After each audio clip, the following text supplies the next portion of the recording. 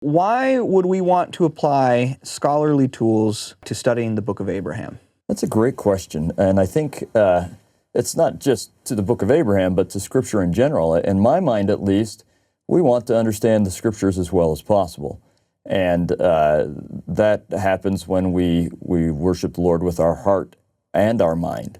And so I think we should bring everything we have to the table, our whole minds to the table, if we're going to try and understand these things. That includes how did we get these Scriptures, which is what often the kind of sound and fury about the Book of Abraham is about, but how we got them, but also what they say and the context of them, and understanding those things can help us appreciate the Scriptures more and draw more out of them. I get more out of the Book of Abraham when I am both prayerfully pondering and using all my intellectual skills to try and draw something out of the text.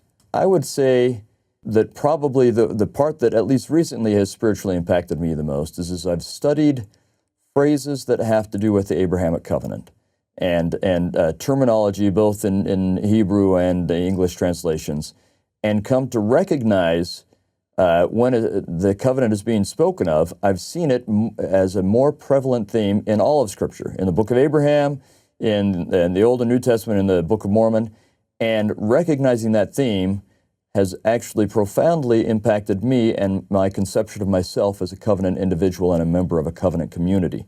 And so that's also been a great benefit to me spiritually as well as intellectually. Is the historicity of the Book of Abraham important, and why or why not? I think it is important because I believe Abraham is a real person.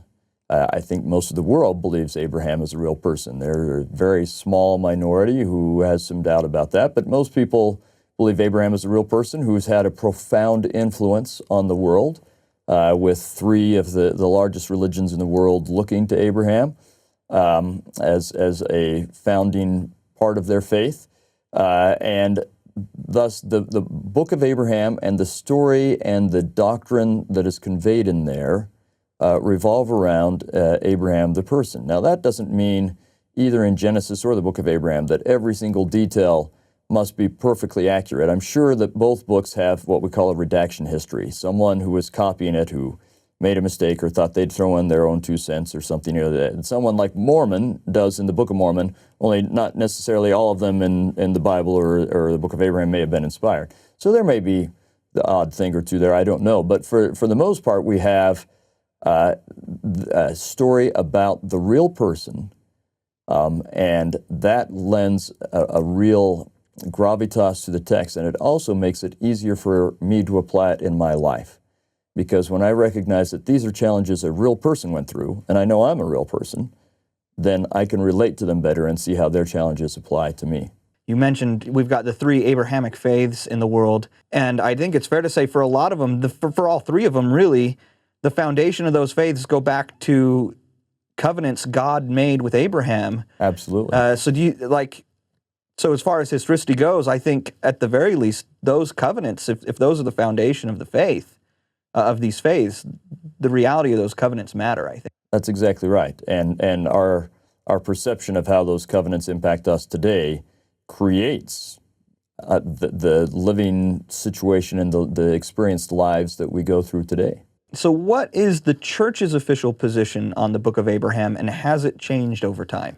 I would say that on most things, the church hasn't taken an official position. The official position of the church is that the Book of Abraham is canon, that it was translated by the power of God by the prophet Joseph Smith, who was, among other things, a translator. And that's been the official position of the church since the book was canonized in 1880. Now, I would say we have had greater clarification. I don't think I would say it's a change, but greater clarification a few years ago when the church released a statement on the translation and historicity of the Book of Abraham, where they affirmed basically that. There are all sorts of interesting things in that statement about how it fits well in an ancient setting, which I'm convinced it does, but it also clarifies that there are a number of things we don't know about the translation process. We know it's from God. And that's about all we can say. Exactly how Urim and Thummim or not, and so on, we can't we don't have a position or doctrine on that, and frankly, is from an academic point of view, we don't have enough data to say for sure what the translation method was, other than that by all accounts from the time of Joseph Smith and by our doctrine, we believe it was translated by the gift and power of God. So what is Joseph Smith's role in giving us the Book of Abraham? Joseph Smith was the one who God used to give us this book of Scripture. Again, I don't know. We have lots of theories as to whether the source is the papyrus that we now have, whether it's papyrus that he had but has now been destroyed because most of it was destroyed in a fire, whether it's just a revelation that came to him as he was looking at the papyri but wasn't on the papyri, or whether it's a combination of those things. In the end, we don't know. We really don't know, but we do know that God used a seer and an inspired translator who at that point had a significant experience in translating ancient records. And I'm sure that there is a human element in there. I'm sure that that as Joseph, well, I'll say this, I don't know that Joseph always fully understood the translation process himself. That's probably why with both the Book of Abraham and the Book of Mormon, we don't get a lot of details from Joseph Smith. I think he knows he's getting the text and the way he's supposed to say it, and that it's through God. And more than that, he may not be able to fully understand. This is a divine process that probably goes beyond any of our ability to understand. But he recognizes it's from God, and he's experienced with that at this point when he's translating the Book of Abraham. As he looks at drawings on the papyri, or as he talks about what characters, I don't know if he knows that, if he's receiving inspiration, if he's just doing his best to reason things through, which he'd been commanded to do, he and Oliver Cowdery and W.W. Phelps and others. I'm sure there is, in the issues surrounding the production of the Scripture, a lot of human element, but the actual text is inspired. When you talk about him not fully understanding that divine process, I think for a lot of people who have had revelatory experiences and powerful spiritual experiences, I think a lot of people can relate to that. We don't always understand exactly what has happened for us, but we know that it was a divine experience, that something was revealed to us. I think a lot of people can relate to that. I would agree with that very, very much. My own experience is the same. I mean, there are times where you hear a voice or something, but most of the time you say, I know that this is what I need to do, or I know that this, and you wouldn't be able to say exactly how you know, but when you act on it, over time it's verified. Right. You were right. That was the divine. That was something beyond you, and you can't put it into words. In some of your comments there, you made some allusions to a collection of documents that have fueled some of the controversy around Joseph Smith's role in producing the Book of Abraham. I don't know if that's maybe something you want to maybe go into a little bit more. Some of our listeners may not be familiar with those. Yeah, it's a complex matter, and so I don't know how much everyone's interested, but I'm happy to talk about it a little bit. We certainly don't have time to go into it in depth, but yeah, there are some documents that were created, I would say not completely in conjunction with the translation. It's very clear if you look at the historical record, the eyewitness statements, the translation starts first, and then they start creating these documents. But then at that point, there's some give and take as they work back and forth on doing one and then the other. We have some documents, for example, that are called the Egyptian alphabet, or one that's called the Grammar and Alphabet of the Egyptian Language. And it's pretty clear that Joseph Smith, Oliver Cowdery, and W.W. Phelps, and the largest player seems to be W.W. Phelps by all accounts, but that they are trying to figure out something about the Egyptian language based on the translation of the Book of Abraham. And so there's been a lot of theories and a lot of speculation as to what the relationship is. And I've personally spent a lot of time on this lately, and I would say that it's pretty easy to demonstrate that it's not what many people have theorized. It's very clear that the translation comes first and then the grammar, not that the grammar is used to create the translation, both by testing it any number of ways. But So we can say what the relationship is not. It's not that the grammar leads to the translation. What the relationship is, I don't think we understand. We really don't. It's probably just a lot of good and crazy ideas mixed together as they try and do their best to decipher a language, would be my guess, but I don't know. Does Egyptology prove the Book of Abraham is either true or false? No, and I actually don't think it's capable of doing either. Some would argue that it has proved it's false, but every instance, when you look at that, that's based on some problematic assumptions.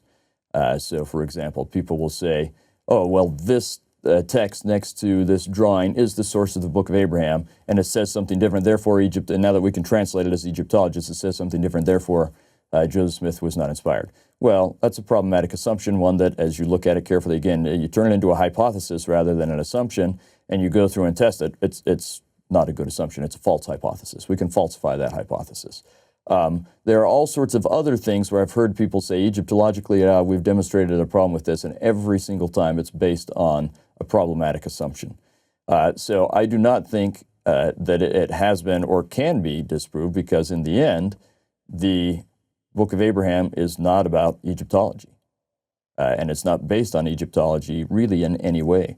We don't know what Joseph Smith, what his intent is with giving his explanations about the facsimiles, how much he is or isn't tying that into Egyptological ideas or the translation or any of those things. We don't know.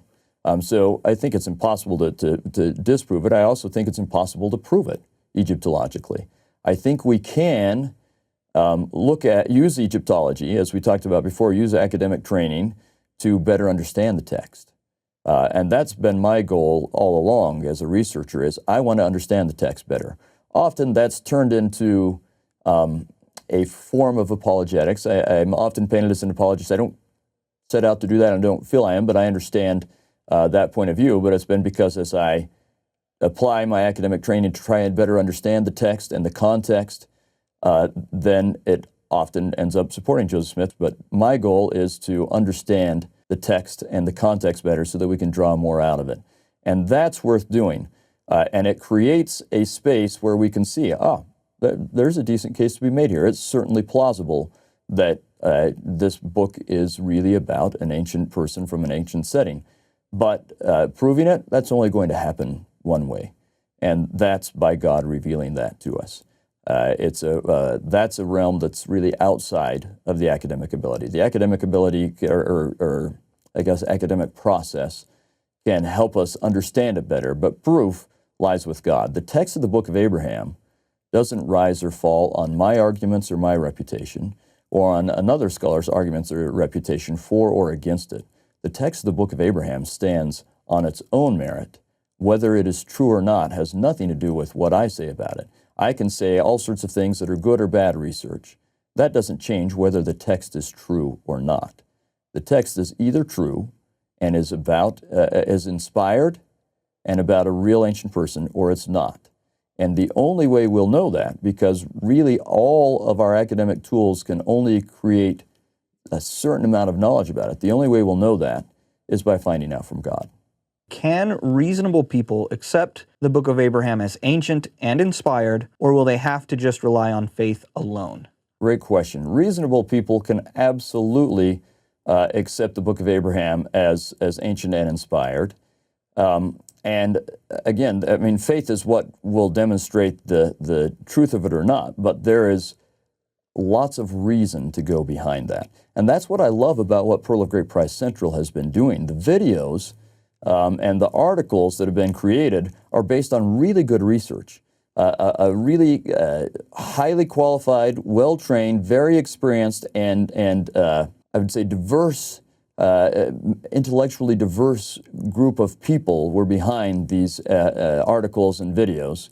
And often there was disagreement. And I was part of that. I learned a lot from my colleagues, and I hope they learned a little bit from me. And we came to understand things better as we did it. But it's good, solid research that I think paints a wonderful picture that helps us understand the ancient setting of the Book of Abraham. And the byproduct of that is it also creates that very reasonable space where you can say, that makes a lot of sense. This works for me. In fact, if we were to talk again about being able to prove or disprove, I would say that the arguments against the Book of Abraham, in all cases, well, there are a few that I think we just don't understand yet. They're not convincing one way or the other, but we don't understand. But in all of the big cases, we can understand that. We can say, well, here's why this argument doesn't work. These little essays and articles that we've created, I find it's more difficult to explain those away than it is the arguments against them. You have to say that Joseph Smith was hundreds of times luckier than any other person that's ever lived on earth to have gotten all of these things so right. Now, again, my belief in the Book of Abraham doesn't actually ride on that, but I've enjoyed seeing those things as I've tried to understand the text better, and I believe it creates a very, very plausible place for people of intellect and reason to say, this works, and it bolsters my faith. It can be, maybe we could call it, a friend of mine, Dr. Jared Ludlow, used this phrase once. He said, these things provide confirming nudges to our faith. I would wholeheartedly recommend Pearl of Great Price Central. I think it is a great repository of things that not only can be confirming nudges, but also just help you understand the world that Abraham was in better, which will help you understand Abraham and thus his text and how it applies to you better. I wholeheartedly endorse it. In connection with that, what else might you recommend to someone who might have questions or be struggling with doubts about the Book of Abraham? That's a great question. bookofabraham.org is a great site.